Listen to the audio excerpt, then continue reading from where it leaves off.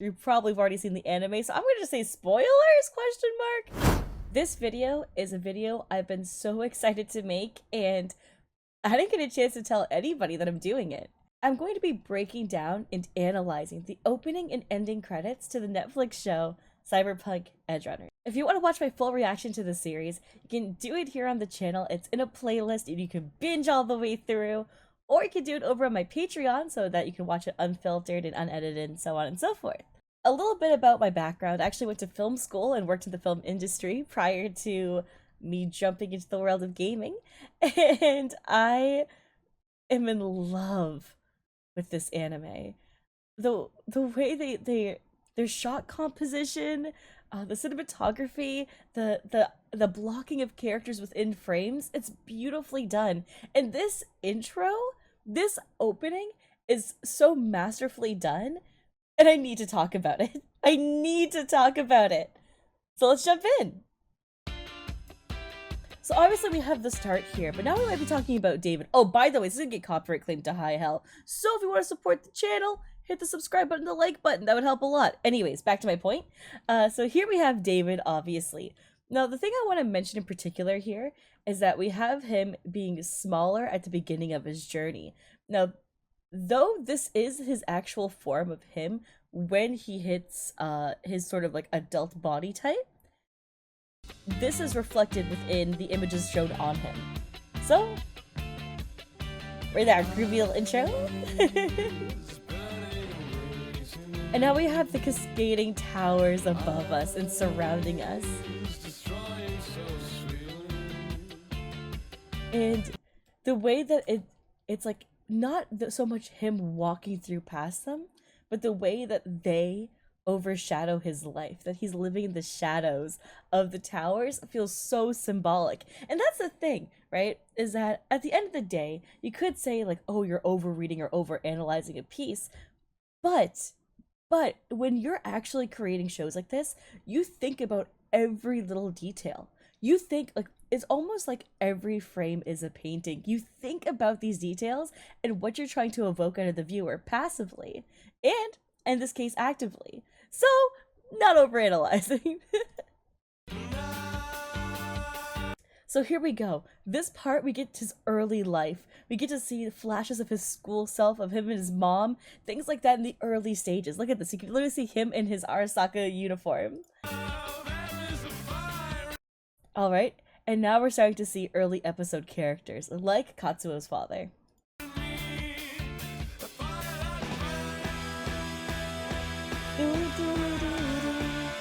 And I just want to point out this part too, even though it's like, oh, it's like an in-between shot, when in reality, it's the perfect time for them to show the background director, because you can see this like desolate, dark, eerie, like almost undersaturated version of the background compared to these hyper visualized and overly coloristic choices they have for people. So let's kind of go back to this for a second. Do you notice how all of this is done within one tonality when it comes to the backgrounds? And you're like, oh, well, isn't that common? Well, in reality, we usually have about a 3 total background. You'll have like your blues, your greens, your reds, so on and so forth. But in that, you make sure that your blues are usually definitive and separated from your reds. This, they're like, no, put it all the way through and create thematics. In the color wheel, what happens is that you have green and pink are opposite of each other. Well, technically green and red are opposite of each other, but teal and pink are opposite of each other. Now, the reason why this is important, oh, also purple and yellow are opposite of each other as well, is it's what makes it visually appealing to us. So when someone talks about an accent color, that's what they're referring to. This is why when Christmas themes come around, green and red look fantastic together, and why they can be associated so easily. It doesn't look weird or jarring. This is why blue and gold look good together, yellow and purple, red and green, and like there's just so many cool ways to do it. And usually what you do is if you take a color wheel, you put one color at the top and one color directly opposite of it. That's how you know they're accenting colors for each other. Anyways, so for these backgrounds, though they feel almost like monochromatic, they do an excellent job of depicting the juxtaposition between our sort of solidified colors in the background and the colors of our characters in the foreground. And then when we have no one, it's desolate. And I love that. I love that. Here we go again, right? So it turned into almost a purplish hue. Now he's more blue with the yellow accents. Beautiful job. And I love that instead of having him standing still, he's now plunging forward. And it's almost like a descent into the chaos for him, right? Because it's not like, oh, he's falling. It's him willingly choosing to go down this path, falling further into the chaos, right? Because when you take deliberate steps versus being free-falling, it shows that it's your own decision. And look at this. You can see the anger, the frustration, the tense hands. Look at these fingers. You feel the frustration in them. They're gripping the air. His eyes, the gestures he's making, it's almost ghoulish, right? Because you can feel the desperation, the hostility he has, and also the madness that he's seeping in. And you'll also see here, we got a bunch of scenes of him and the gang within his body. And now we have things like Faraday. And notice how he's like etching closer to insanity, right? The more he's getting closer, we're getting images of Faraday. Oh, and at the end we actually had a Lucy image too, but I can't wonder if we can pull it in. There we go. We had a Lucy image that's like taking over his whole entire form. Every other character that had a flash image in this moment was taking smaller portions. Like we had Rebecca taking the left arm. We had even himself taking the middle section. We had Faraday taking one half. Lucy consuming him. Lucy's consuming him in that shot. Beautiful. And now we see these are still like the image of the towers, but we're nearing the end of the road for David, which for those of you guys who've watched the anime, you know. And I mean, in reality, if you're watching this video and you're watching a breakdown of this stuff, you probably have already seen the anime, so I'm gonna just say spoilers, question mark. But yeah, here we go.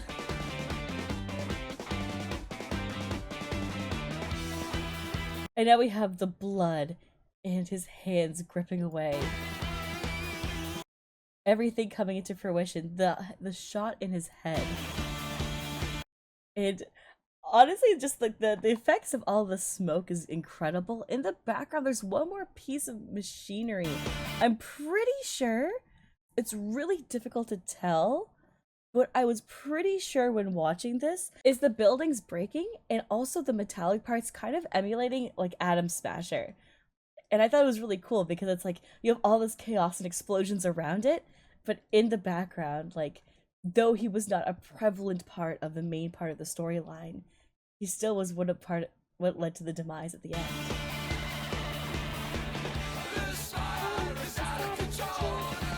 And then I actually brought this up in episode 8's reaction, or maybe it was 9's, about the direct correlation between the way that David was stepping in the fire to Atom Smasher's background, where it had the fire also in the background. So him stepping through the flames. But also, if you remember episode 2, we had the conversation with Lucy, where she was like, you would literally run into a fire. Like, right, you don't care about getting burned if it meant like helping people. That's who you are. And you see him literally walk through flames.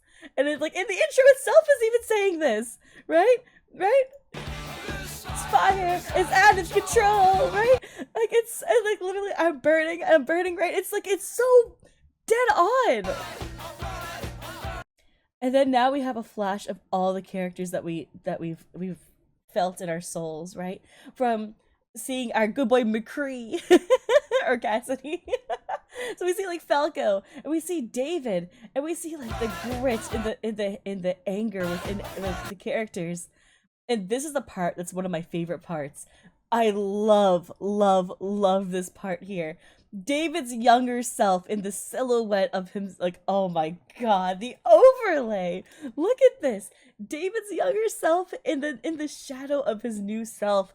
Like, then we have like Maine. We have like a bunch of other people in his life too. We kind of just go. I wonder if I just like frame by frame it. I'm gonna frame by frame it. So we have David. We have Maine, and it's like, notice how it's taking up so much of him. Because Lucy, David's former self, Maine, things like that like are what made him who he is. Oh, and I love that. And this is the part where I want to put a point of contention here. I think that this is not just symbolic of one thing, but two things. a lot of people were saying that you knew David was going to die. If you watch the opening, David's clearly going to die. And they show that by him literally falling apart. I think I want to take it one step further. I don't think this is about David just falling apart. I think this is about about David like literally dying, which I mean, obviously, like we know it's going to be a sad tale and like it's going to be heartbreaking. Though when I first watched it, I didn't know that in the series, right? I'm new to the Cyberpunk world. I haven't played the game, so I didn't know that the story would be tragic. But right when a lot of the themes were implied, you could see that that's where it was going. When it comes to this dramatics of this part, I like to think of it as he came out the other side. Notice how the towers are all gone? It's like this emptiness of just him and his rage are left. The fires that burned him, they have the same colors as this, right? And now he's shredding himself to continue forward. He's still walking and still stepping to the next part of his own story. And to his tragic end, with the weight of the world on him, no matter how far he falls.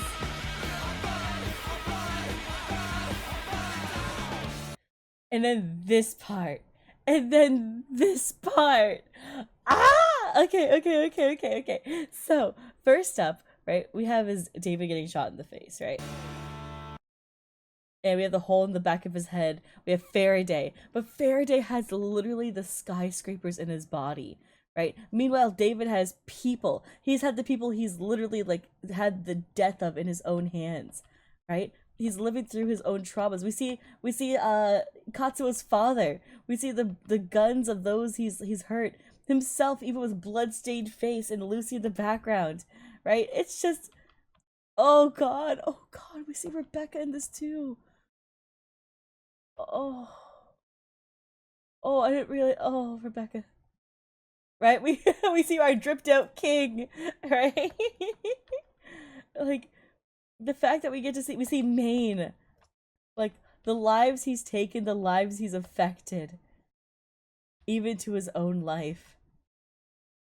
Oh, and then to the cyber psycho who was pissing, like Torio.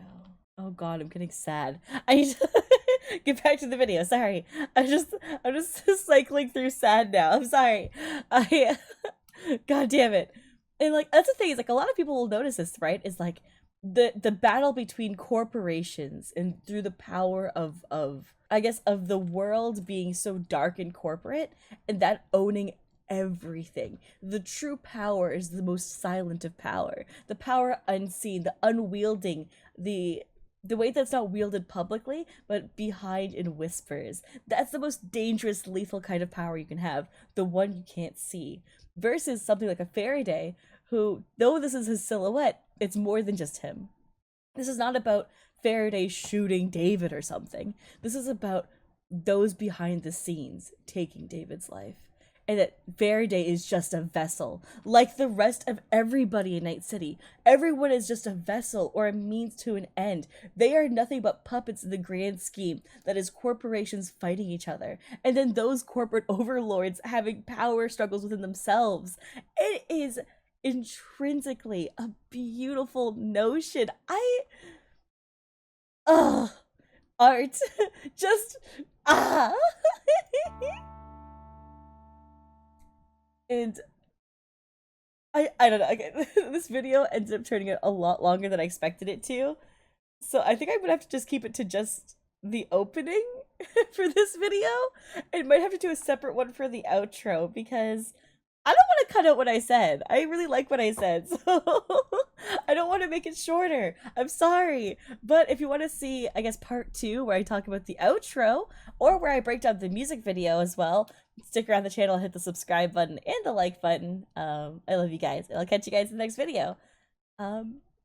Yeah, it means so much to me to be able to talk about film and to talk about like breakdowns of scenes and shot composition and like meanings behind things. And at the end of the day is that the way that art is expressed is that we can all have our own interpretations of scenes. So even if you have a different view, I would love to hear about it in the comments. And just thank you so much for being so supportive and so incredible. And I hope we can geek out more together. Alright, catch you guys later. Bye! Bye!